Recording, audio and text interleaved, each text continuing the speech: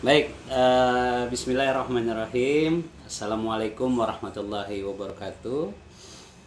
Alhamdulillahirabbil alamin. Huwallazi anzala sakinata fi qulubil mu'minin. Asyhadu an la ilaha illallah wahdahu la syarikalah wa asyhadu anna Muhammadan abduhu wa rasuluhu wa la nabiyya ba'da. Allahumma shalli ala sayyidina Muhammad wa ala sayyidina Muhammad. Rabbi shrah li sadri wa yassir li amri wa hludatan min lisani yafqahu qawli amma ba'd. Mam sekalian, tidak ada rasanya kata yang lebih indah yang pantas kita ungkapkan di siang hari ini ketika Allah izinkan kita bersilaturahim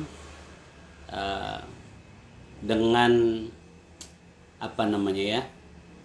fasilitas yang hari ini menjadi sesuatu yang sangat akrab dengan kita ya. Kita menjadi lebih akrab dengan teknologi setelah sejak awal tahun dunia ini mengalami pandemi ya, sehingga yang biasa kajian-kajian kita perlu berkumpul bertemu gitu. Nah, dengan kondisi ini kita semua dikondisikan untuk belajar dan mengikuti kondisi hari ini gitu, sehingga kita pun mudah-mudahan menjadi semakin akrab dengan teknologi ya. Selain itu, alhamdulillah banyak pelajaran yang bisa kita ambil dari kondisi kita hari ini. Ketika Allah memberikan kita ujian berupa menyebarnya virus COVID ini, banyak hal yang kita pelajari gitu. Ya paling tidak tanpa kemudian kita sadari gitu ya, kita ternyata diberikan Allah kesempatan lagi untuk belajar tentang kebersihan gitu ya. Jadi memang belajar lagi kita ini tentang bagaimana menjaga kebersihan ya. Di mana-mana kalau kita lihat diingatkan untuk mencuci tangan. Hampir di semua tempat kita mau masuk itu semua disiapkan fasilitas cuci tangan gitu ya. Ada hand sanitizer dan seterusnya gitu. Kita diajarkan kemudian untuk memakai masker gitu hari ini gitu. Ya, banyak hal, bahkan kemudian untuk tidak sembarangan bersentuhan, menjaga adab-adab kita dalam saat kita batuk dan bersin gitu. Hal-hal seperti ini nih kita belajar lagi gitu hari ini. Dan saya sih sebetulnya berharap situasi hari ini bukan ini yang disebut dengan new normal, tapi episode kita masih berada di sini gitu ya. Dan yang paling penting adalah mindset kita ketika kita menghadapi situasi ini.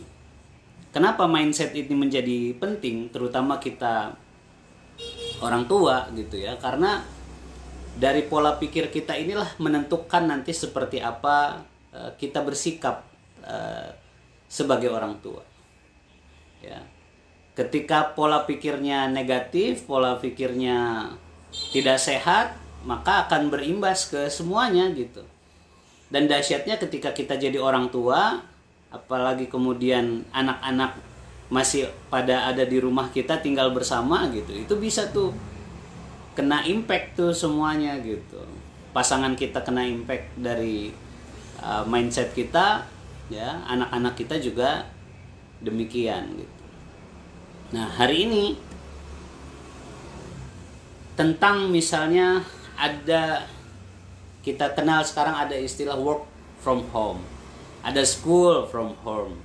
Jadi belajarnya anak-anak dari rumah.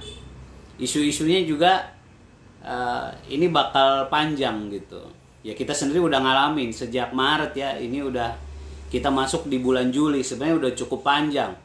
Yang awalnya dulu ketika kemudian pertama sekali anak-anak ini sekolah di rumah gitu ya, ini seperti ada kegembiraan gitu, entah disadari atau enggak, anak-anak itu juga senang karena dalam pikiran mereka, wah libur nih kita gitu kan.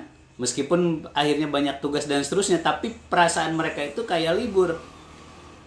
Tapi kalau kita amatin lagi, itu sehari 2 hari pertama kayaknya ceria nih gitu ya. Tapi waktu berjalan terus berganti menjadi pekan, menjadi bulan, ini kok kayaknya keceriaan udah mulai berubah ini gitu kan. Mereka mulai kangen sekolahnya, mereka mulai kangen teman-temannya, kangen sama guru-gurunya gitu kan. Nah, sementara orang tua juga di rumah punya episode sendiri, karena yang biasanya rumah misalnya ketika anak sudah berangkat sekolah bisa dirapiin gitu kan. Nah, sekarang baru juga dibersihin, baru juga dirapiin, mungkin udah berubah lagi posisinya gitu, dan seterusnya. Kalau misalnya kita lihat perubahan-perubahan ini, nah pola pikir tadi itu menentukan gitu. Kebersamaan kita dengan anak-anak yang dengan durasi yang panjang di rumah ini, yang mungkin selama ini mereka ketika mereka sekolah gitu ya, banyak waktunya di sekolah gitu, dengan kita hanya berapa jam saja di rumah. Hari ini misalnya durasi kebersamaannya jadi panjang di rumah. Ini pola pikir sangat menentukan gitu. Kalau misalnya kita berpikirnya bahwa ini menjadi beban kita, maka sangat rentan nih kita menjadi orang tua yang stres gitu. Tapi kalau kita berpikir misalnya di dalam pola pikir yang positif, misalnya mindset bersyukur gitu ya, ya alhamdulillah ketika sekarang Allah izinkan kita seperti ini, kita jadi punya banyak waktu di rumah, kita jadi punya banyak waktu dengan anak-anak kita jadi punya banyak waktu dengan pasangan kita misalnya begitu.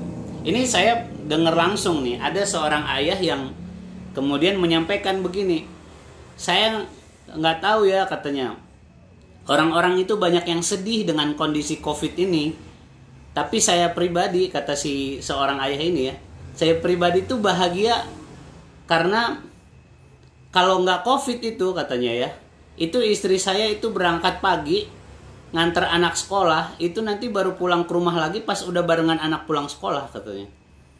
Nah tapi sekarang istri saya itu jadi banyak nemenin saya di rumah gitu. Jadi saya lebih sering lihat wajah istri saya, katanya begitu. Nah, karena apa? Karena kegiatan-kegiatan istrinya yang biasanya banyak di luar rumah akhirnya berkurang, dan suaminya ini juga kan karena aktivitasnya juga banyak di rumah jadi banyak bersama gitu.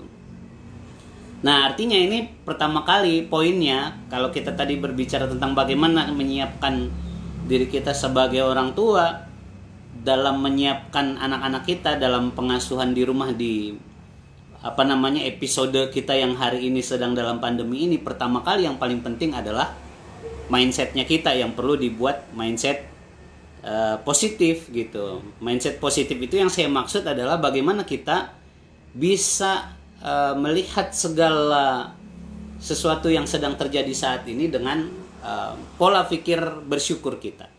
Kita nih belajar lagi untuk kemudian untuk melihat dengan mata kita, dengan melihat dengan hati kita, sekecil apapun episode dalam hidup kita yang mungkin tidak selalu nyaman kita rasakan, tapi bisakah kita kemudian untuk melihat semua ini sebagai rangkaian dari rencana Allah, rangkaian dari takdir Allah, rangkaian dari maksud-maksud baik Allah kepada kita. Karena sejak kita diciptakan gitu sampai sepanjang hidup kita dan terus selagi nafas ini masih berhembus, Allah tuh cuman pengen satu. Allah pengen kita terus makin baik. Dengan semua episode hidup kita yang mungkin tidak selalu menggembirakan hati kita, nggak selalu buat kita ketawa, nggak selalu buat kita tersenyum. Kadang-kadang mungkin kita kecewa, kadang-kadang kita sedih. Tapi sadarkah kita bahwa semua itu Allah izinkan terjadi dalam hidup kita adalah karena Allah ingin kita makin dekat dengan Allah. Allah pengen kita makin taat sama Allah. Allah pengen kita makin akrab, makin sering dekat dan kemudian mengiba, memohon kepada Allah. Dengan kondisi seperti ini kita tahu situasinya sangat berat ya. Sekarang masih berlanjut nih berita-berita tentang bagaimana perusahaan-perusahaan besar satu persatu kolaps. Kita tahu bagaimana kemudian KFC mem-PHK ribuan karyawannya misalnya begitu. Termasuk juga Pizza Hut, beberapa perusahaan-perusahaan pabrik kemudian menutup. Ada juga kemudian kita lihat banyak toko-toko besar yang kemudian tutup permanen dan seterusnya gitu. Artinya ini adalah fakta bahwa kita semua ini pasti merasakan dampak dari pandemi ini. Nggak ada rasanya yang nggak terdampak gitu. Yang besar-besar kena, apalagi yang kecil-kecil. Banyak banget cerita-cerita hari ini yang sebelumnya dia punya posisi bagus di pekerjaannya, tapi tiba-tiba hari ini kita lihat banyak kemudian memutuskan untuk banting setir. Kita lihat nih kayak kita jalan di daerah Renon misalnya di Denpasar ini, udah banyak tuh kita lihat mobil-mobil dengan pintu belakang yang terbuka dan dengan berbagai macam produk yang ditawarkan gitu. Dan ketika barangkali di tempat kerjanya dulu dia adalah orang yang sangat disegani dengan posisinya, ya hari ini tetap harus berdiri tegak di pinggir jalan, tetap harus pede menawarkan sesuatu. Demi apa? Demi tetap bisa berlangsung nih kehidupan ini gitu. Nah, dalam pengasuhan kita nih perlu juga untuk kemudian mensyukuri episode-episode tadi gitu. Mensyukuri kita punya waktu yang banyak ya dengan keluarga kita. Kita kemudian bisa punya kebersamaan dengan pasangan kita, dengan anak-anak kita. Kalau selama ini kayaknya setiap hari itu kita ketemu itu cuman hanya beberapa jam, tapi hari ini kita punya banyak waktu. Kita punya kebersamaan yang panjang dengan keluarga kita. Ini kita perlu syukuri dan tinggal bagaimana kita nanti mengisinya. Nah, itu yang pertama. Tapi kemudian yang perlu kemudian kita sadari juga adalah sesuatu yang sangat mungkin terjadi ketika sudah terlalu lama nih kita, dan kita nggak tahu nih mau sampai kapan situasi ini akan berlangsung ya. Nah, kita selain tadi mindset positif sebagai bagian pertama yang perlu kita siapkan, yang kedua yang paling penting bagi kita sebagai orang tua itu adalah awareness-nya. Jadi kita perlu jadi orang tua yang memiliki kesadaran juga tentang perubahan yang terjadi di dalam keluarga kita gitu. Misalnya dari anak-anak, karena ini kita temanya lagi bahas parenting ya. Kita punya kepekaan nggak itu ngelihat anak-anak kita? Misal persoalan pertama yang paling mungkin bisa mudah kita deteksi adalah tentang kebosanan, ya kan? Jadi mulai nih nanti anak-anak buat tingkah-tingkahnya sendiri gitu ya. Apa aja dikerjain. Mungkin ada nih sebagian anak mulai cari gara-gara, pengen ini pengen itu, bikin orang tuanya kesel dan seterusnya gitu. Nah, kita bisa nggak awarenessnya itu ada, kita nggak lihat kepada keselnya, tapi kita bisa melihat anak kita nih lagi kenapa gitu. Jadi kita bisa tahu anak nih, oh anaknya lagi bosen nih gitu, anaknya lagi bosen ya. Misalnya tiba-tiba nih kita lihat contoh kok anak di kamar terus ya, kok anak main game terus ya gitu, kok anak nonton terus ya gitu. Nah, ini kita perlu lihat tuh apa sebetulnya yang terjadi gitu. Bisa jadi si anak-anak itu memilih kegiatan-kegiatan tadi yang menurut orang tua, kamu nih main terus, nonton terus, atau tidur terus. Intinya kegiatan-kegiatan yang kita lihat anak-anak ini nggak produktif gitu. Nah, kita perlu punya kepekaan juga untuk melihat itu. Jadi tidak hanya melihat aktivitas mereka di saat ini, tapi kita bisa punya kesadaran untuk melihat ke belakangnya, kira-kira mengapa anak jadi begini gitu. Nah, artinya kepekaan kita bisa mendeteksi itu. Kenapa anak pilih main game? Ya karena mungkin dia nggak tahu ada kegiatan lain dan seterusnya. Ya kan? Yang dia tahu ya udahlah, paling gampang main game, paling gampang nonton, paling gampang ini. Jadi kita sebagai orang tua perlu punya awareness itu. Nanti setelah awareness ini dapat, kita tahu bahwa anak ini mungkin dia bosan. Nanti bisa kita masuk ke langkah berikutnya gitu. Oke, yang poin pertama tadi apa? Orang tuanya perlu positif dulu. Karena kita hanya bisa punya anak dengan mental positif ketika kita sebagai orang tua juga punya mental positif. Anak kita bisa berpikir positif kalau kita juga orang tua yang berpikir positif. Anak kita mindsetnya positif kalau kita mindsetnya juga positif gitu. Mindset yang positif tadi menentukan seperti apa langkah-langkah kita berikutnya. Yang pertama tadi itu ya. Nah, yang kedua awareness, dan awareness tentang apa? Tadi mengamatin anak kita lagi bosan atau gimana gitu. Atau ada anak-anak juga yang kemudian mulai merasa kesepian gitu ya dengan hari-harinya. Ya. Atau mungkin ternyata anak kita udah masuk di titik fase stres juga jangan-jangan gitu. Ketika dia mengalami hari-hari yang panjang di rumah yang biasanya dengan teman-temannya di sekolah dan seterusnya gitu ya, tiba-tiba nggak bisa kemana-mana nih gitu, stres juga. Nah yang dilihat sama orang tua, anak ngamuk-ngamuk, marah-marah gitu, padahal sebetulnya dia mulai stres juga gitu.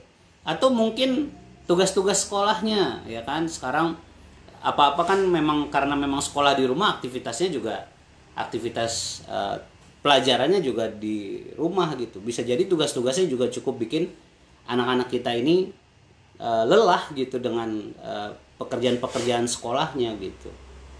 Nah, awareness tadi menjadi penting untuk mengenali anak-anak kita. Nah, banyak sekali anak-anak ini kemudian masuk dalam situasi yang kata orang ya mereka itu bermasalah. Sebetulnya nggak bermasalah. Sebetulnya mereka hanya bosen, mereka hanya stres, mereka hanya marah barangkali, mereka hanya kesepian gitu. Tapi kemudian muncul perilakunya, dibilang sama orang tua kalau mereka ini bermasalah. Nah kita semua kalau diawali dari awareness yang bagus, kesadaran yang bagus, ya kita bisa deteksi anak kita, wah ini jangan-jangan lagi bosen nih, jangan-jangan lagi kesepian nih, jangan-jangan lagi marah nih, atau jangan-jangan lagi stres atau kelelahan. Jadi kita bisa mengantisipasi dan mengambil langkah-langkah kita yang tepat dengan anak kita gitu. Nah, kenapa penting kemudian awareness ini ada pada diri kita? Karena anak-anak kita itu kejiwaannya juga adalah sangat tergantung pada kita sebagai orang tua gitu. Mereka ini tanggung jawab kita gitu. Sudah sering kali barangkali kita kemudian mengulang-ulang ya, kalau nanti kita buka di Al-Quran kan kita diingatkan Allah tentang surah At-Tahrim itu, bagaimana kemudian Allah meminta kita sebagai orang-orang yang mengaku beriman untuk memelihara diri kita dan keluarga kita dari api neraka. Ya, artinya kita perlu memastikan nih kondisi anak-anak kita jangan sampai menjadi anak-anak yang kemudian menjadi ahli neraka gitu. Nah, ketika tadi kita punya awareness, mudah-mudahan ini bisa terjaga. Jadi jangan sampai anak kita justru terjerumus pada kecanduan, pada hal-hal negatif gitu. Sehingga awareness kita tadilah menjadi sebuah pagar ya gitu, sehingga kita bisa menjaga anak kita. Mudah-mudahan Allah jauhkan mereka dari perilaku-perilaku yang mendekatkan mereka pada panasnya api neraka. Apalagi yang berikutnya, nanti kalau kita buka di surah An-Nisa misalnya ya, di An-Nisa ayat 9 itu kan Allah ingatkan kita juga agar kita kemudian takut kepada Allah dan jangan sampai kita meninggalkan anak-anak kita dalam keadaan yang lemah gitu. Artinya memang kembali lagi ke orang tua gitu. Jadi kalau kita menjadi orang tua yang nggak punya kepekaan terhadap anak-anak kita, akhirnya apa? Kalau istilah orang sekarang tuh loss gitu. Jadi udah aja anak ngerjain segala macem yang dia suka, ya karena tadi sebenarnya awalnya bosen, tapi akhirnya kebablasan, keterusan dan seterusnya. Ya keasikan main game di kamar, nutup pintu, nggak lagi ngobrol sama orang-orang, asik dengan dunia maya, asik dengan sosial media. Akhirnya lepas dari semuanya karena apa? Orang tuanya nggak aware dengan setiap perubahan anaknya gitu. Nah, ketika ini masuk dalam situasi ini berarti kondisi lemah tadi itu ya menjadi nyata gitu. Padahal Allah udah ingatkan kita di surah An-Nisa ayat 9 itu agar kita punya awareness dan jangan sampai kita meninggalkan anak kita itu dalam keadaan yang lemah gitu. Oke. Nah, Mam sekalian, apa yang kemudian bisa kita lakukan ya di saat seperti ini ya, setelah tadi kemudian kita punya mindset positif, awareness kita udah bagus, tahap berikutnya ya yang ketiga yang perlu kita kemudian siapkan adalah membuat perencanaan kita ya. Banyak kita kemudian seperti kebingungan menjalani hari-hari kita ya, apalagi di tengah kondisi yang serba tidak pasti seperti hari ini. Itu karena kitanya juga tidak memiliki perencanaan, ini mau kayak gimana nih, mau ngapain nih gitu. Nah, kayak tadi kita udah tahu anak-anak kita itu masuk dalam situasi yang panjang juga dengan aktivitas mereka yang di rumah terus, yang tadi kita udah bahas, berpotensi untuk bikin mereka bosen, berpotensi bikin mereka jadi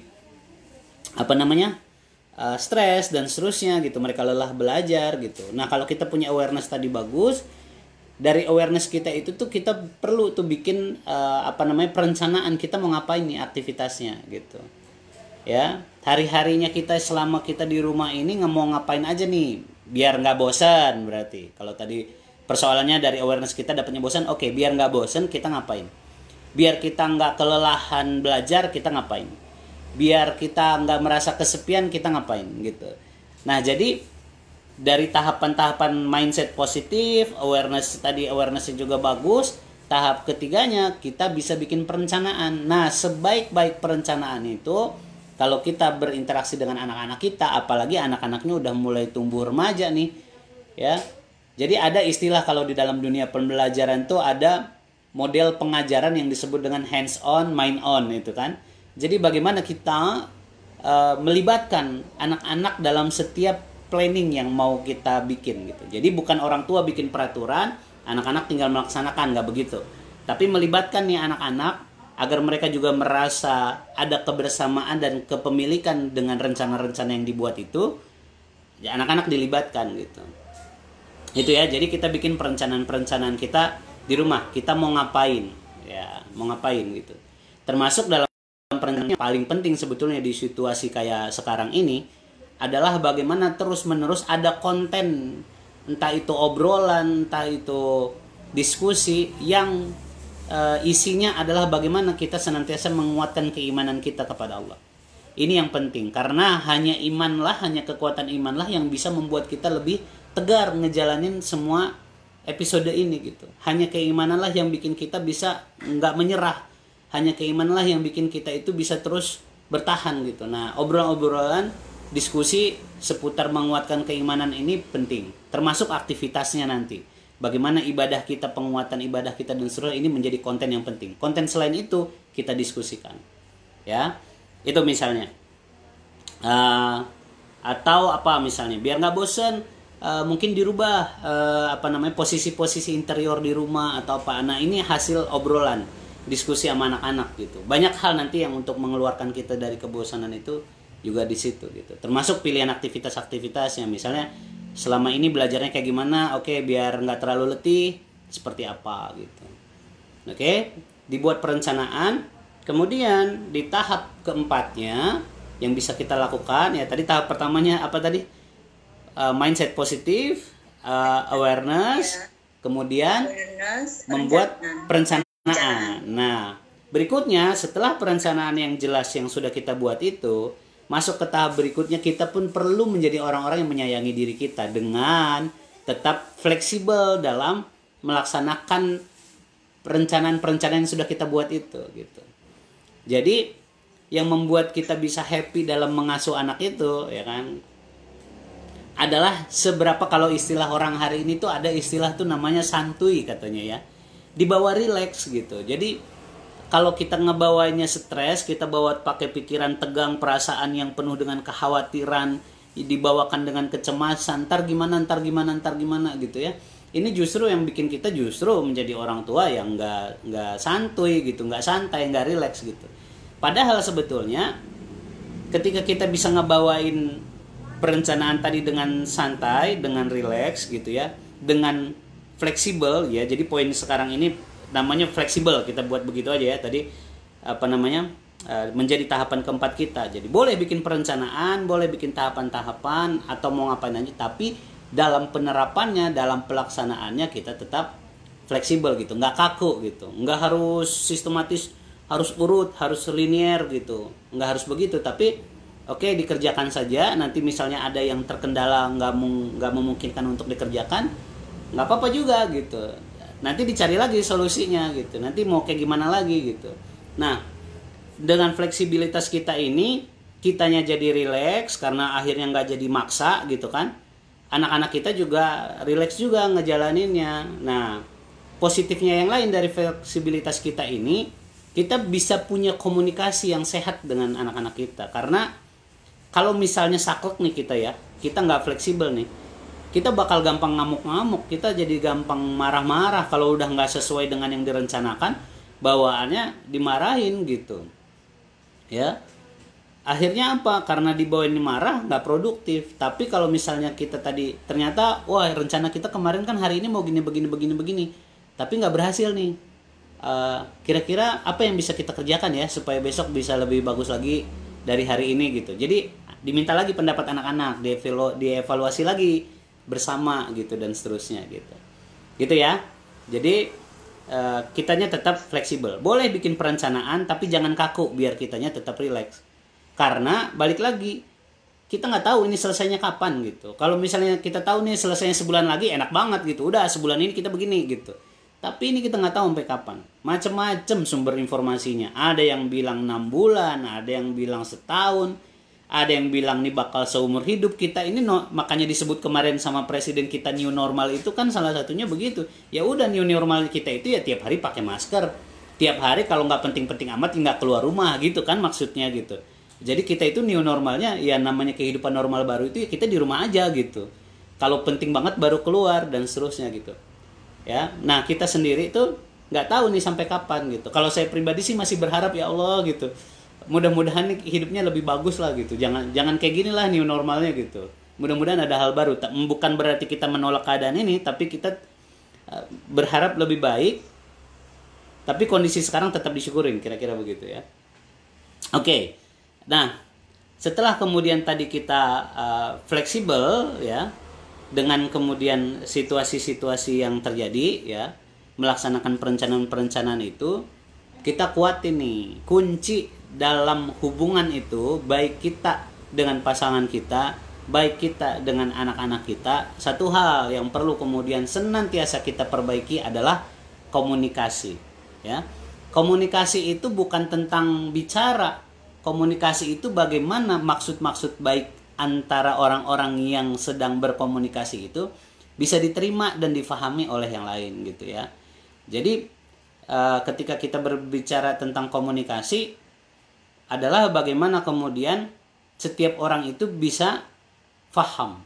Jadi tidak lagi ada istilah apa tuh salah faham. Nah, biasanya kan salah faham, maksud mama nggak begitu loh gitu. Kok kamu kayak gitu sih nangkepnya gitu. Maksud mamanya baik tapi diresponnya nggak oke sama anak. Ini berarti perlu latihan lagi komunikasi. Jadi kita belajar lagi bagaimana saat kita menyampaikan maksud-maksud baik kita itu bisa ditangkap. Oh, mamaku maksudnya begini. Ya kan? Papaku maksudnya begini. Begitu juga dengan pasangan kita. Dan ini komunikasi ini perlu betul-betul menyesuaikan dengan orang-orang di rumah kita ya. Komunikasi sama pasangan kita kayak gimana? Komunikasi sama anak-anak kita kayak gimana gitu. Jadi dan anak-anak sendiri misalnya anak kita lebih dari satu, itu pun gaya komunikasinya pasti beda-beda gitu. Ada misalnya anak kalau mamanya bikin ekspresi agak serius sedikit, ngomong agak mungkin menunjukkan ekspresi kecewa dan seterusnya, si anak ini udah mengerti maksud orang tuanya kan. Tapi ada juga anak, misalnya anak kedua atau gimana, ketika dipasang ekspresi begitu atau bahkan ada nih anak udah dimarahin sama orang tuanya, anaknya tetap cengengesan gitu, nggak bisa dimarahin. Itu juga ada anak begitu gitu. Ada juga anak yang kemudian hanya lihat mamanya ngomong, bukan ngomong sama dia juga, tapi dia udah baper duluan gitu. Beda-beda gitu. Nah makanya kita perlu mengenali nih style komunikasi anak-anak kita, bahkan pasangan kita, dan kita terus perbaiki cara komunikasi kita dengan mereka gitu. Ya sehingga semua bisa lebih betul-betul dilibatkan dalam perubahan-perubahan yang terjadi dalam keluarga kita gitu. Nah, komunikasi yang sehat ini akan membuat hubungan kita makin erat, ya. Keterhubungannya makin kuat ketika komunikasinya terjaga. Nah, jangan sampai di rumah itu justru tidak ada komunikasi gitu. Ya, termasuk misalnya kita menerima nih kenyataan ketika komunikasi itu ada di rumah kita, sangat mungkin dalam proses menuju komunikasi yang sehat itu bakal terjadi perbedaan pendapat, bakal terjadi konflik-konflik gitu. Nah, ini kita syukurin ketika ada perbedaan pendapat tadi, artinya masing-masing pendapat dari kepala anggota keluarga itu berani dikeluarkan. Ini positif gitu.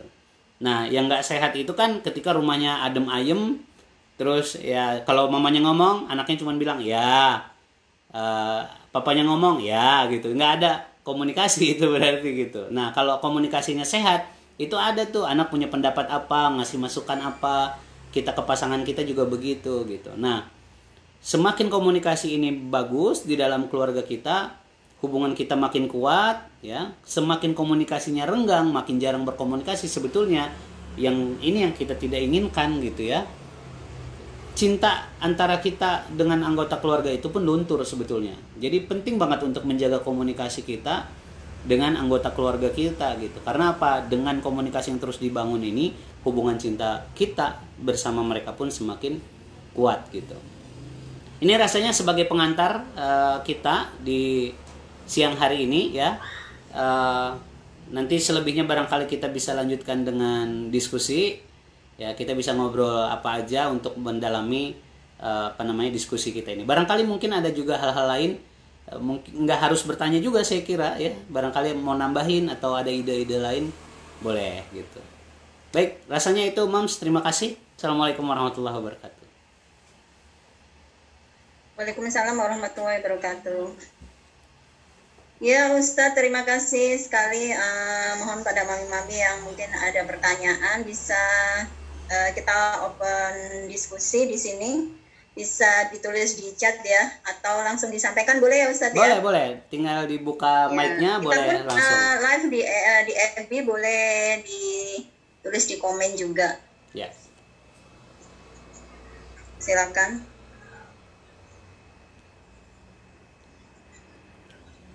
Ustadz, boleh saya bertanya? Boleh. Ustadz, dari yang tadi disampaikan itu memang buat kita nih ibu-ibu yang paling berat adalah bagaimana cara kita merubah mindset kita yang selama ini menghadapi anak-anak ya Ustadz ya, terutama mereka yang biasanya pergi ke sekolah sampai setengah hari atau sampai full day gitu, tiba-tiba kita harus komunikasi dalam waktu yang lama dan lebih panjang gitu ya. Jadi selama ini kita memang seperti maunya kita gitu kan, nggak maunya mereka apa, diskusi apa gitu kan Ustadz. Itu gimana ya Ustadz ya, di samping memang kita butuh banyak-banyak belajar bagaimana awareness kita bangun kebutuhan mereka. Nah yang selama ini kan kita sepenuhnya lebih hangat sini kita menyerahkan ke pendidikannya itu, pengasuhannya itu lebih kepada guru gitu kan. Paling kita apa nih PR-nya apa, bagaimana besok apa aja kebutuhannya begitu kan Ustadz ya.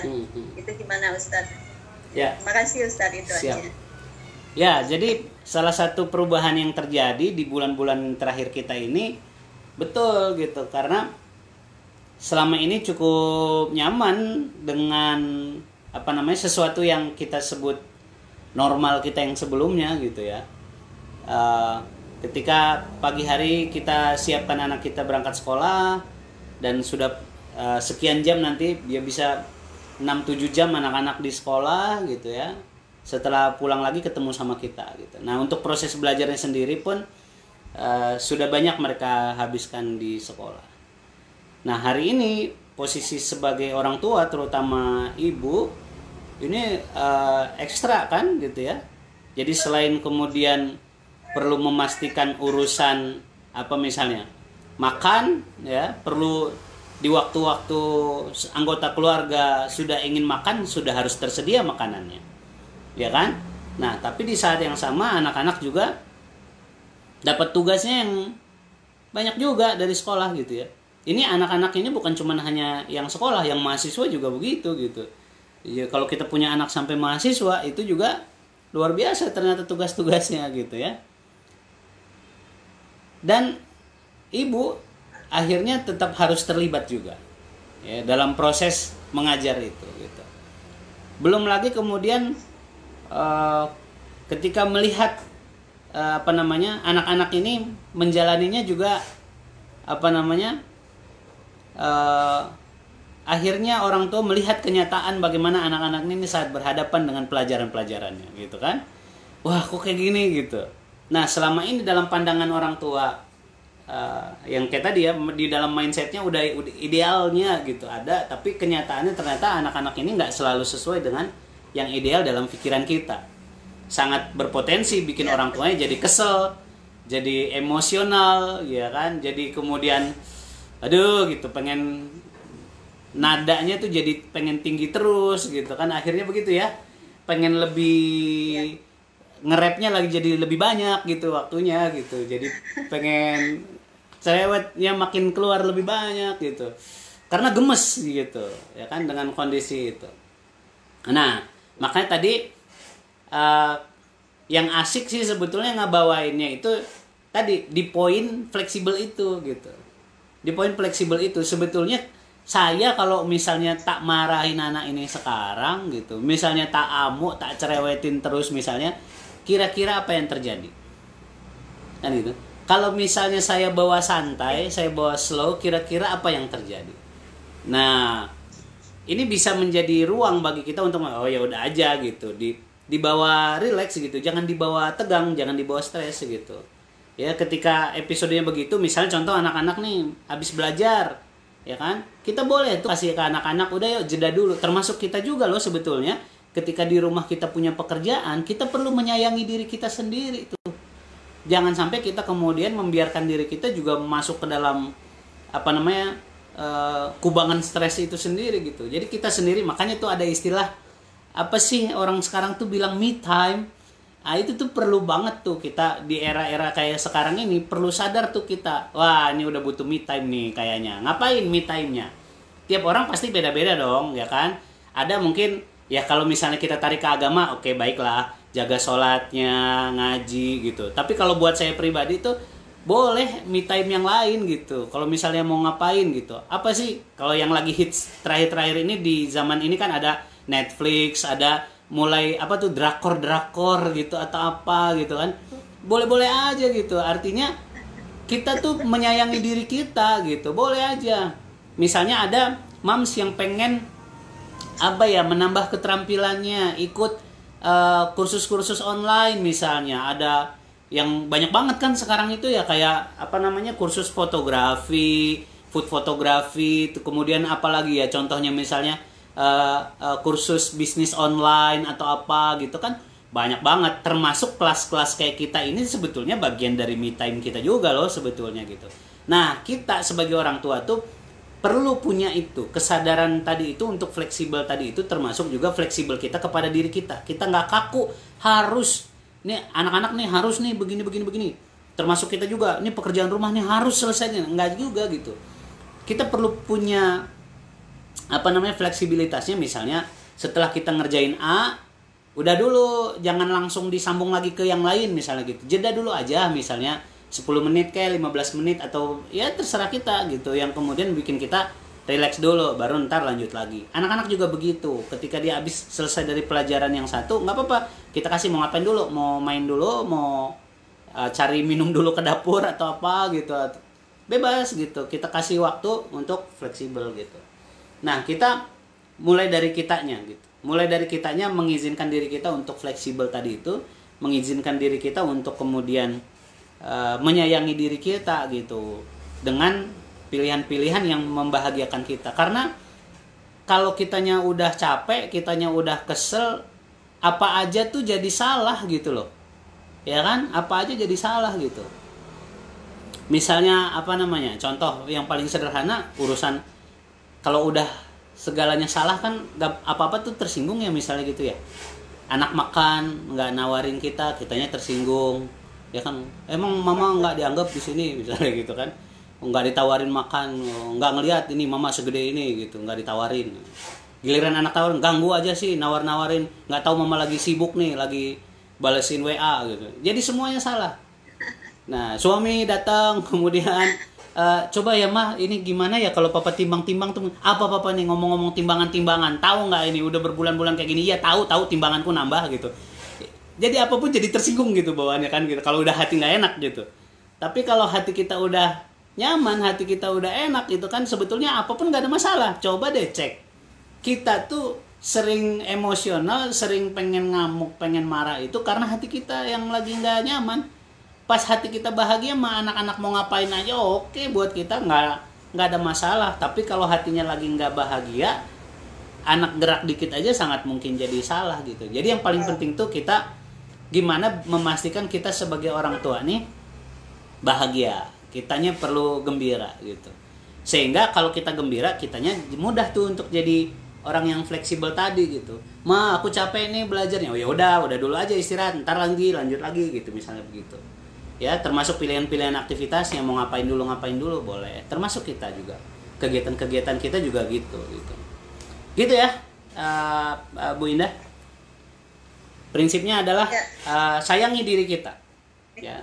Jangan biarkan kita stres. Gitu. Jadi bawa santai aja. Betul. Ya. Jadi kalau saya boleh simpulkan, kita lebih harus ke fleksibel ya Ustadz menghadapi kondisi seperti ini ya. Karena masing-masing dari kita kan punya kemampuan sendiri-sendiri ya Ustadz. Betul. Ya, kitanya fleksibel, karena memang yang dihadapi sesuatu yang nggak pasti gitu. Ya.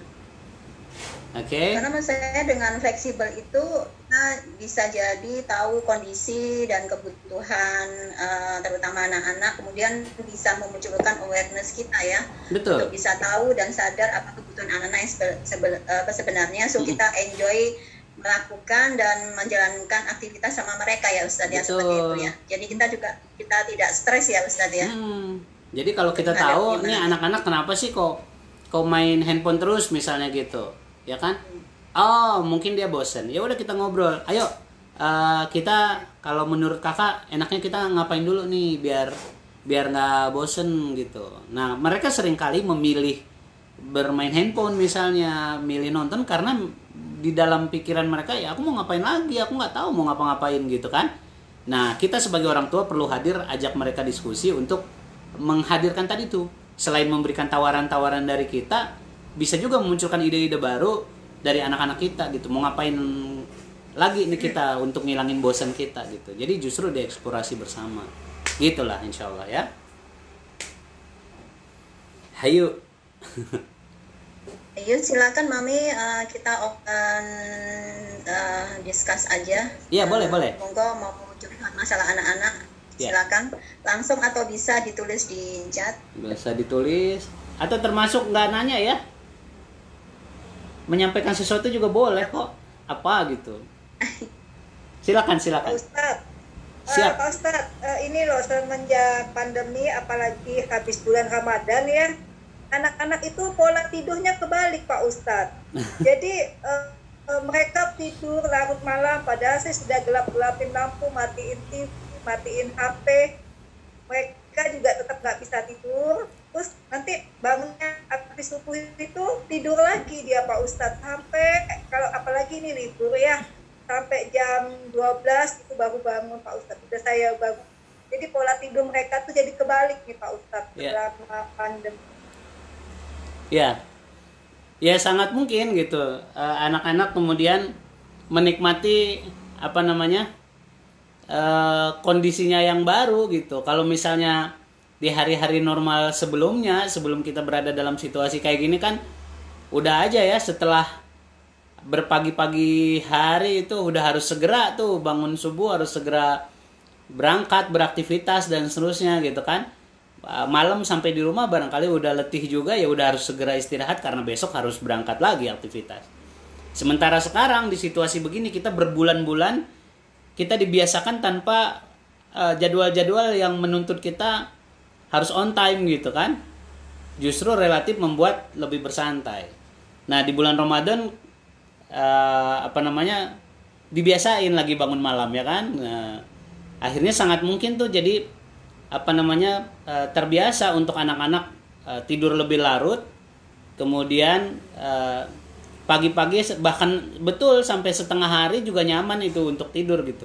Ada juga bahkan yang bisa jadi seharian nggak mandi, itu ada juga itu yang begitu, udah diingetin mandi, udah kemarin udah mandi gitu, terus kapan mau mandi, udah besok pagi aja sekalian gitu karena udah malam gitu. Itu ada tuh yang kayak gitu tuh ya, urusan mandi itu jadi begitu gitu. Nah ini terjadi gitu. Nah maka apa yang sebetulnya perlu kita lakukan? Kalau saya pribadi sebetulnya lebih ke ini kan beda-beda nih, tiap orang tuh pasti beda-beda. Kalau buat saya pribadi yang penting kewajibannya terlaksana. Kalau buat saya begitu. Jadi saya misalnya dia nanti pagi masih mau tidur atau apa, yang penting kewajibannya sudah dikerjakan. Nah, kewajiban anak ini apa? Ini sudah kita diskusikan sebelumnya kan gitu ya. Hari ini mau ngapain aja? Tugas kebetulan kalau kami misalnya anak-anak masih di rumah semua ya, nggak ada yang jauh gitu. Nah, ini anak-anak masing-masing udah ada jobnya nih. Ada yang bagian nyapu, ada yang bagian ngepel, ada yang bagian beresin dapur, misalnya begitu. Udah dibagi nih mereka gitu. Atau pekerjaan-pekerjaan lain lah misalnya gitu. Termasuk urusan mereka belajar, ngaji, dan seterusnya. Jadi mereka udah tahu kewajiban mereka. Kalaupun mereka mau tidur dulu, mau kayak gimana, monggo aja gitu.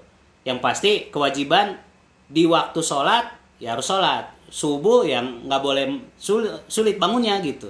Jadi subuh tetap ikut subuh berjamaah misal gitu. Setelah itu dia mau tidur ya udah aja gitu. Yang penting nanti kewajiban lain diberesin lagi dan seterusnya. Contohnya gitu.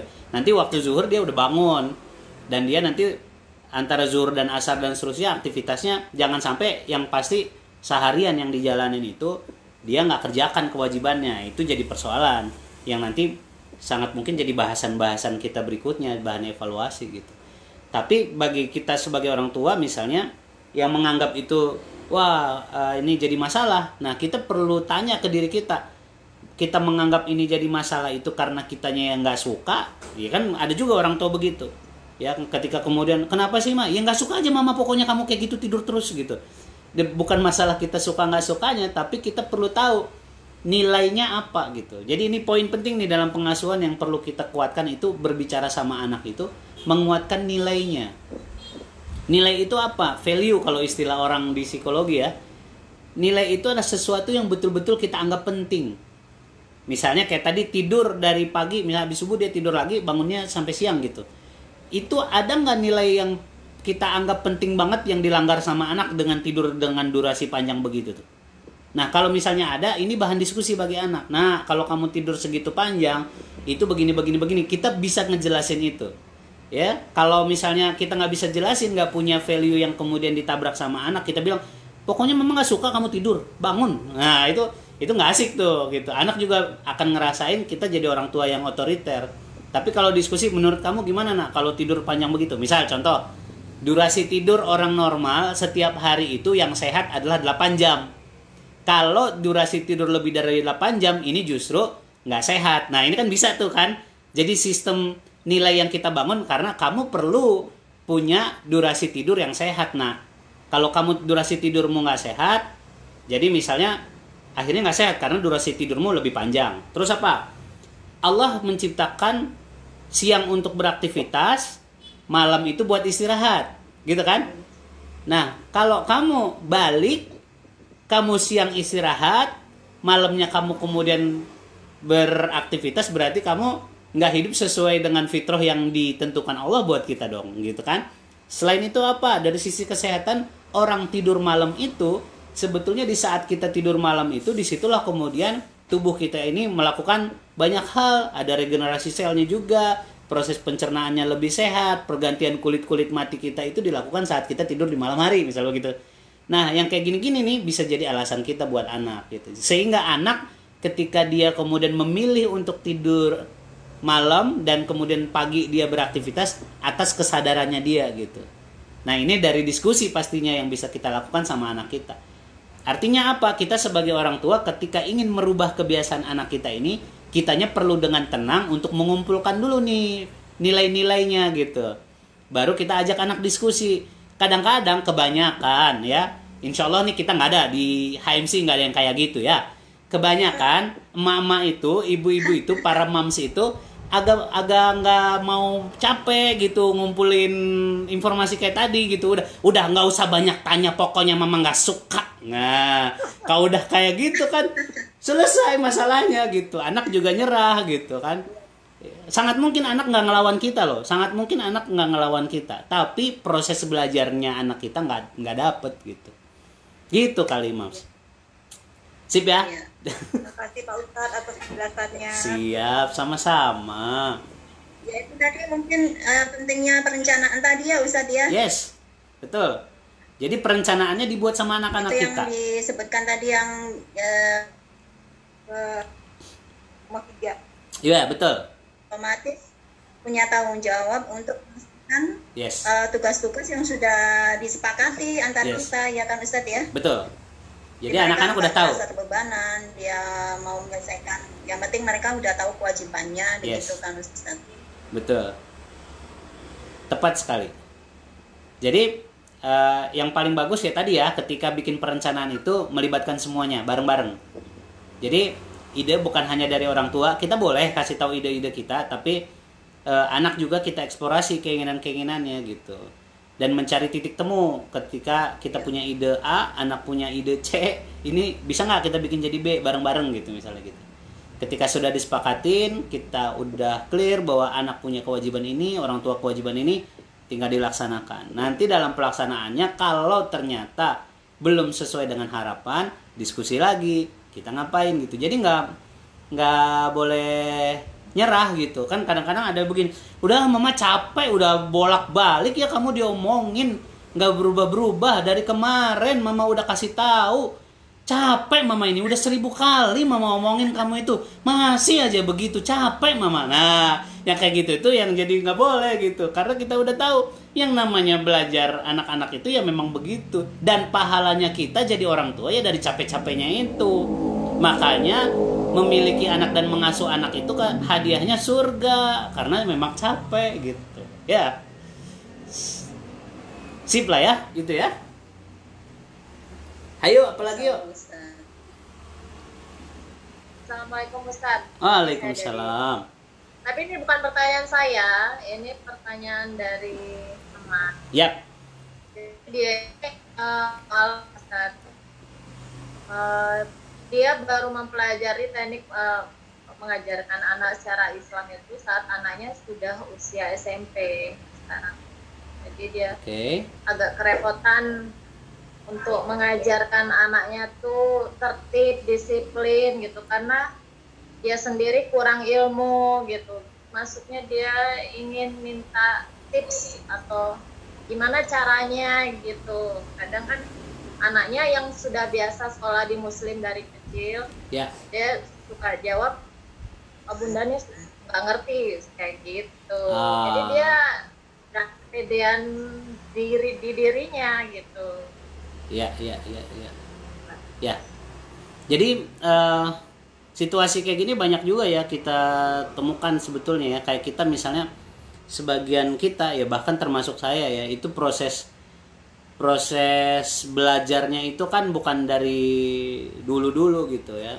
Banyak kita jadi orang tua itu justru belajar setelah kita punya anak. Termasuk saya pribadi belajar parenting ini kan setelah punya anak juga gitu. Jadi tentu sangat mungkin kita jadi orang tua yang belum ideal gitu. Bahkan kemudian kayak tadi anak-anaknya yang disekolahkan di sekolah Muslim bisa lebih paham daripada orang tuanya gitu.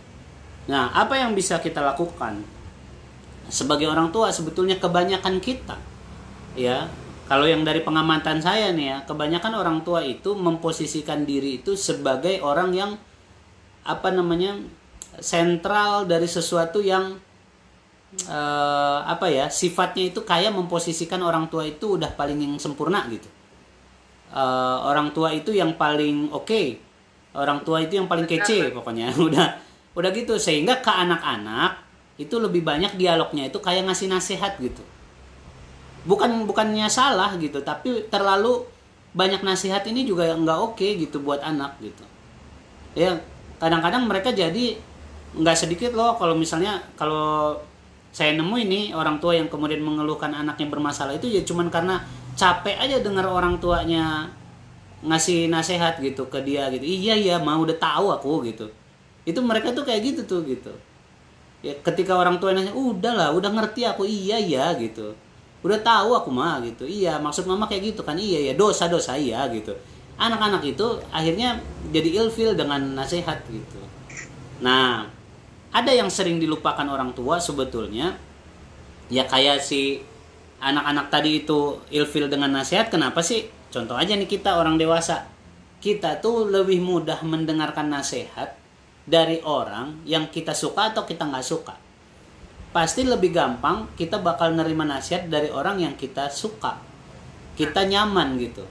Nah, ketika kita nyaman dengan seseorang, orang itu ngomong apa aja itu sebenarnya lebih mudah bagi kita untuk kemudian menerimanya gitu. Nah, seringkali kebanyakan orang tua itu terlalu sering ngasih nasihat tapi lupa membangun kedekatan dengan anaknya ini. Gitu. Nah, padahal ketika kita semakin dekat dengan anak, apalagi anak kita udah masuk di usia remaja ya, udah masuk mulai SMP nih, lebih nggak tepat lagi kalau mainnya main instruksi.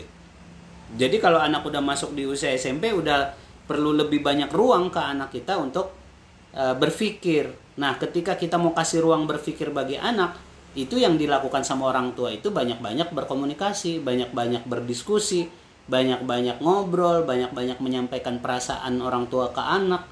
Jadi kedekatannya itu yang jauh lebih penting untuk dijaga dengan anak gitu. Bisa jadi seringkali anak-anak ini kalau udah deket sama orang tua, kadang-kadang nggak dinasihatin juga dia ngerti gitu. Untuk ini orang tua saya nih harapannya kayak gimana, orang tua saya itu pengennya kayak gimana, itu anak-anak tuh ngerti gitu, tanpa harus kemudian kita omongin secara verbal dan direct gitu ke anak-anak.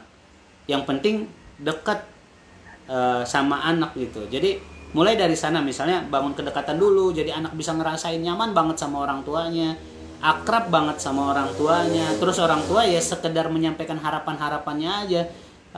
Misalnya mama tuh pengen banget kalau misalnya kita lagi nggak ada aktivitas di luar, kita bisa makan bareng-bareng, ngobrol atau apa gitu ya. Apapun perasaan-perasaan mamanya itu bisa disampaikan ke anaknya gitu. Jadi anak tahu, oh yang membuat mamaku bahagia itu begini.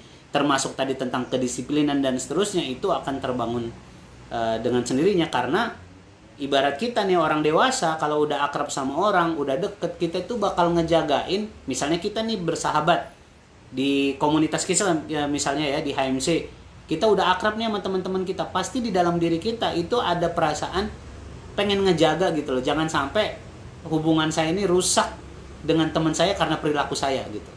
Nah, sama anak kita pun akan begitu gitu. Ketika dia akrab dengan kita posisikan sebagai sahabat kita, dia pun akan ngejaga itu gitu. Karena dekatnya dengan mamanya, dia akan berpikir, mamaku tuh sayang banget sama aku, orang tuaku tuh sayang banget sama aku, dia deket banget sama aku tahu apa yang dia mau. Masa iya sih aku nyakitin hati mamaku? Masa iya sih aku ngecewain hati mamaku gitu. Jadi inilah yang kemudian akan terjadi kalau kita dekat sama anak kita. Makanya mudah-mudahan kita bisa fokus pertama kali ya, sebelum kemudian memberi nasihat yang banyak ke anak kita, adalah bangun kedekatannya itu dulu ya. Terutama anak kalau udah remaja itu banyak-banyak ngobrol sama anak kita gitu. Ini yang bikin kita deket. Kalau misalnya kita nggak dekat sama anak kita nggak ngobrol sama kita, ketika dia udah remaja, dia akan cari teman ngobrol yang lain. Karena secara psikologis, orang itu ketika udah masuk di usia balik, dia membutuhkan itu ngobrol. Dia butuh itu teman ngobrol. Dia butuh itu teman curhat. Nah, kalau kita nggak hadir, dia bisa curhat kemana aja, bisa ngobrol sama siapa aja, yang kita nggak tahu nanti orang-orang yang diajak ngobrol ini masih sejalan nggak dengan harapan kita menjadikan anak kita anak soleh dan soleha gitu. Jadi kitanya perlu berlatih untuk sabar ngobrol sama anak. Mulainya dari situ. Baru nanti dari ngobrol itulah sistem nilai itu bisa sampai ke anak-anak kita secara alami. Gitu kali Bu Ika. Baik. Terima kasih. Kita jawab menit. Gimana? Ada lagi? Ini waktunya aman ya? Kayaknya aman, Ustaz. Nggak ini ya, nggak putus ya? Aman, Ustaz. Jadi cara berkomunikasi kita kepada anak-anak juga amat sangat penting ya Ustadz ya. Betul. Cara kita menyampaikan, cara kita berbicara, cara kita ini ya. Karena selama ini itu ibu-ibu biasanya itu banyak, ya udahlah jangan tanya-tanya apa lagi, udah capek begini. Itu yang mungkin kita bisa rubah dan ya Ustadz ya. Ya. Diskusi. Jadi seperti jangan sampai kaku terhadap anak-anak kita. Betul. Iya, dengan banyak kelebihannya kok. Selain komunikasi tadi bikin. Silakan Manis, ada yang mau bertanya lagi? Selain kita bisa makin kuat hubungan cinta kita sama anak-anak kita, dengan komunikasi itu juga anak-anak makin cerdas. Hayu, Silakan kalau masih ada, yuk. Ini saya pantau di Facebook, kayaknya nggak ada pertanyaan, hanya menonton. Silakan kalau masih ada, boleh.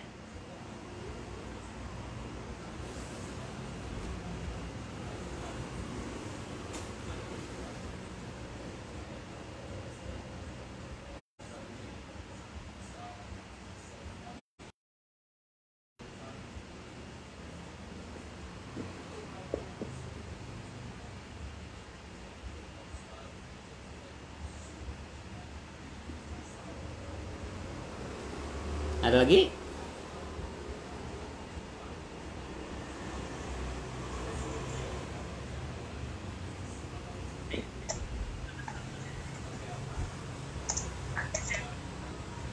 Di Facebook nggak ada sepertinya. Iya, iya.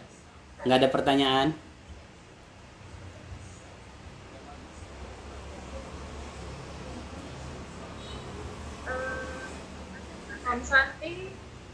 Bang Fani biasanya banyak nih kalau bertanya.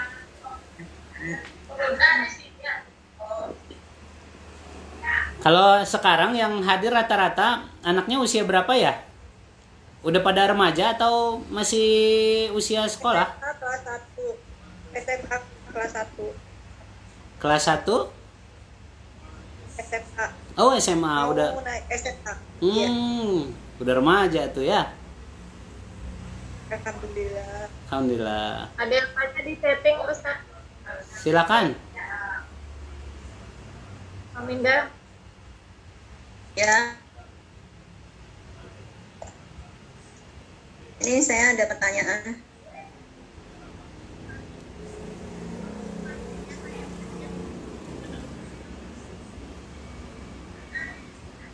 Ustadz ada pertanyaan? Iya, boleh.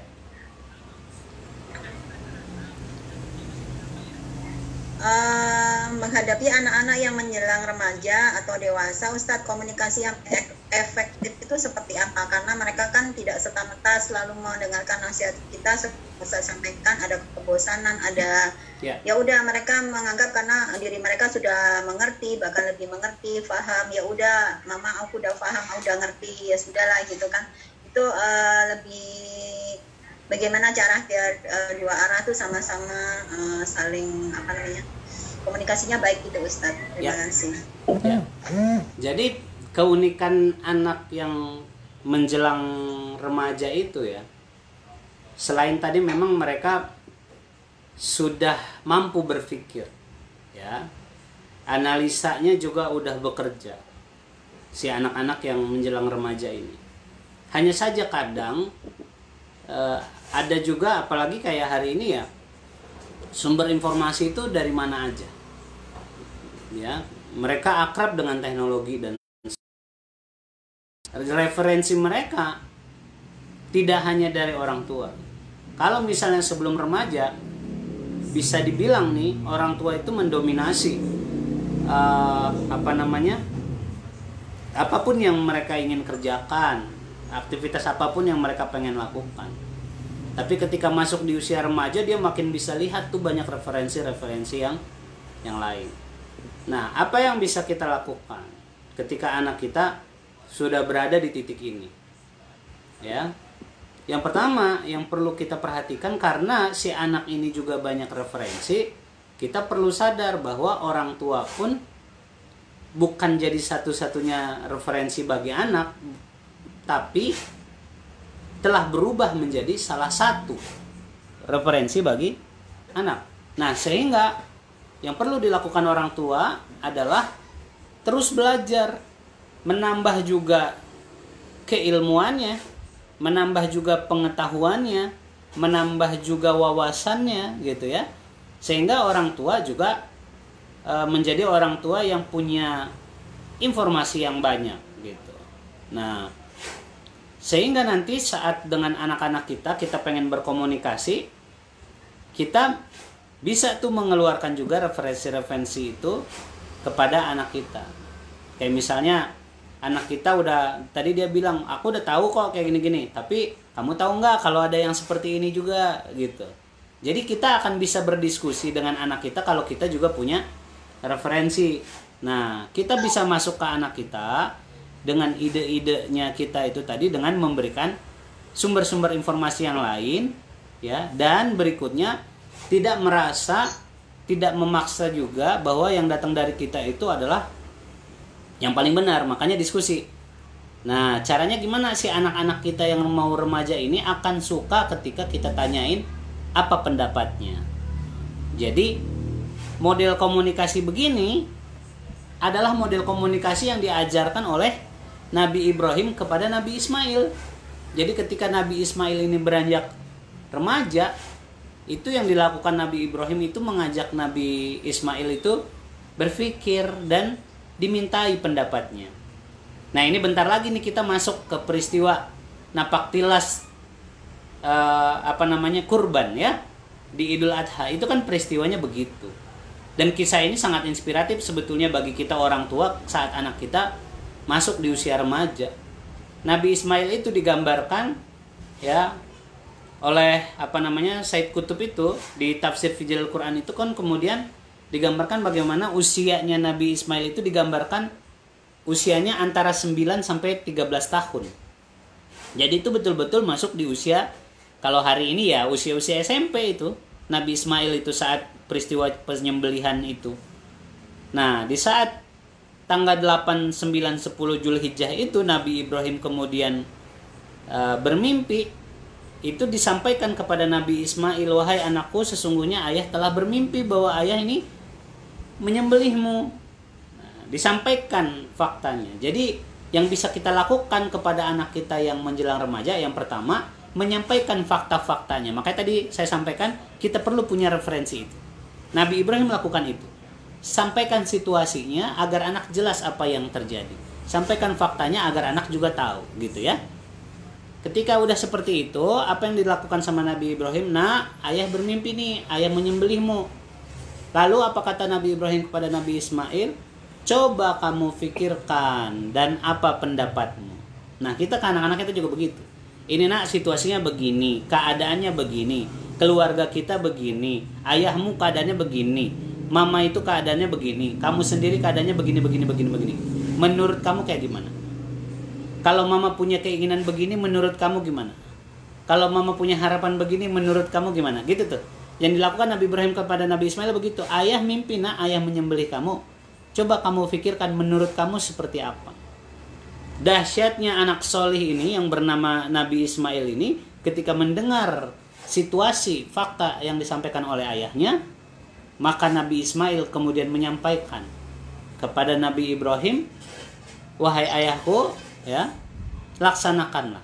Dari penjelasan para ulama itu, saat Nabi Ismail mengatakan wahai ayahku laksanakanlah, itu sebetulnya Nabi Ismail sendiri secara psikologis anak usia remaja itu sebenarnya takut saat kemudian ingin disembelih sama ayahnya, tapi beliau mengatakan wahai ayahku laksanakanlah, sesungguhnya ayah akan mendapati aku bersama golongan orang-orang yang sabar. Artinya Nabi Ismail telah menunjukkan sebuah performa yang luar biasa, bahwa meskipun dia takut, dia bersabar untuk mengelola rasa takutnya untuk tetap melaksanakan perintah Allah. Nah, kita sendiri ke anak kita juga begitu tuh. Yang masuk usia remaja tadi diminta pendapatnya dan nanti disampaikan oleh anak kita kira-kira seperti apa pendapatnya. Dan poin paling penting di usia remaja itu adalah bagaimana bersabar menjadi seorang anak yang kemudian sedang beralih menjadi orang dewasa. Dan ciri perubahan menuju dewasa itu adalah ciri seperti apa yang kemudian dilakukan Nabi Ismail tadi itu, bisa mengelola rasa takut, bisa mengelola kecemasannya, ya. Dia kemudian bisa bersabar dalam setiap ujiannya, nggak gampang menyerah gitu. Ini yang kemudian perlu dikuatkan di anak-anak kita itu. Dan ini bisa terjadi kalau kita ngobrolnya enak, komunikasinya enak sama anak-anak kita. Gitu kira-kira ya. Jadi ngobrol, sampaikan faktanya, ajak anak berpikir, minta pendapatnya, dan kemudian bersabar. Kalau ada yang perlu dilakukan, bersabar melakukannya. Contoh misalnya usia remaja rata-rata nih anak-anak kita kebanyakan hari ini lulus SD ya, usia 12-13 tahun itu kan banyak yang ke pesantren ya dan seterusnya, misalnya begitu, jauh dari orang tua dan seterusnya. itu perlu dikuatkan anak-anak kita itu dengan diskusi tadi itu, bahwa apa, ketika di pesantren itu ya dia perlu sabar di sana, memang dia lagi disiapkan jadi orang-orang yang kuat di pesantren itu dan seterusnya. Jadi nggak boleh mudah menyerah dan seterusnya gitu, insya Allah. Ketika dia bisa melewati fasenya itu, jadilah dia nanti harapan kita menjadi pribadi-pribadi muslim yang kuat, insya Allah begitu. Sip ya. Baik Ustadz, ini ada satu lagi aja pertanyaan Ustadz. Setelah itu ya. Terus ya Ustadz, tapi Ya. ini masih ada satu, saya bacakan. Gimana cara komunikasi dengan remaja yang introvert?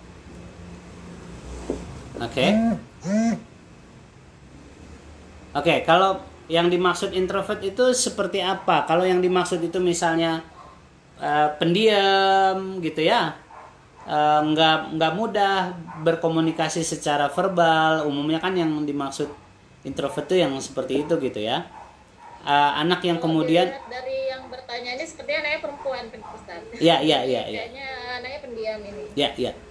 Nah, kalau episodenya kita diberikan anak dengan karakter seperti itu, poin yang paling penting ya, mau kayak gimana pun anak kita, mau seperti apapun karakternya anak kita itu, kalau kita ingin kemudian menjadikan anak kita itu bermental kuat, yang perlu kemudian kita perhatikan adalah bagaimana kita selalu jadi orang tua yang bisa menjaga harga diri anak kita.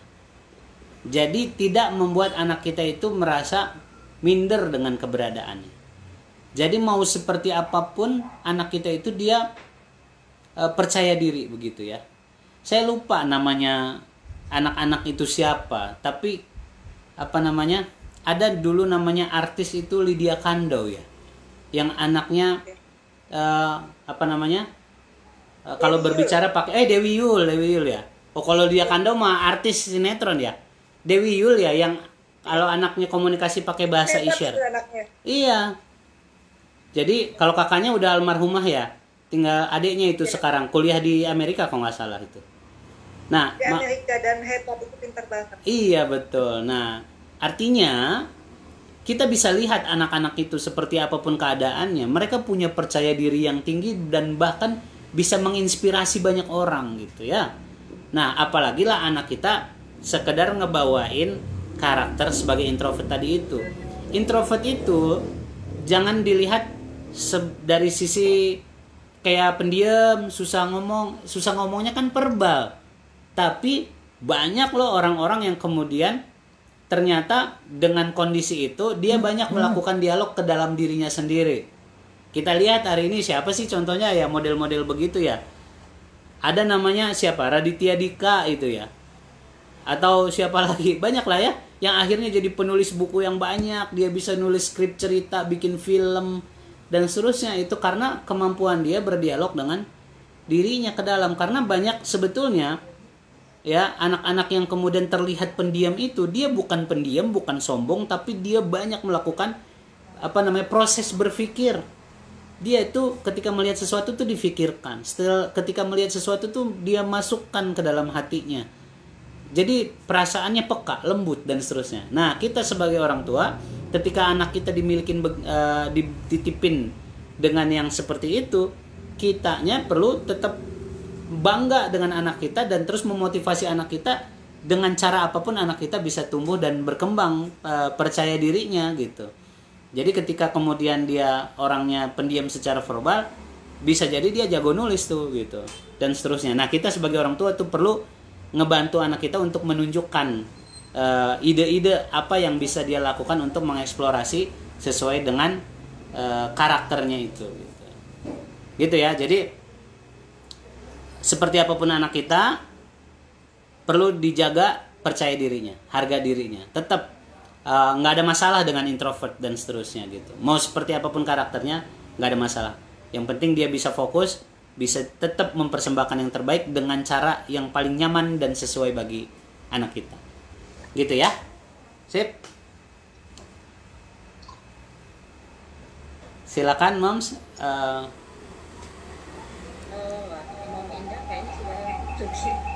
Oke. Baik, Maminda, selanjutnya.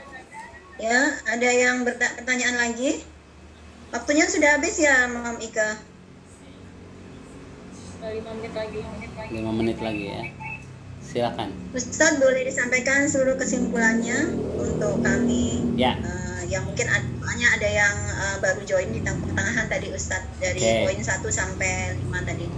Baik, jadi kalau mau disimpulkan secara sederhana ya, poin-poin kita untuk menghadapi bagaimana situasi kita yang sedang berada di rumah, kita pengen dekat sama anak-anak kita ya. Poin pertamanya itu mindsetnya kita ya.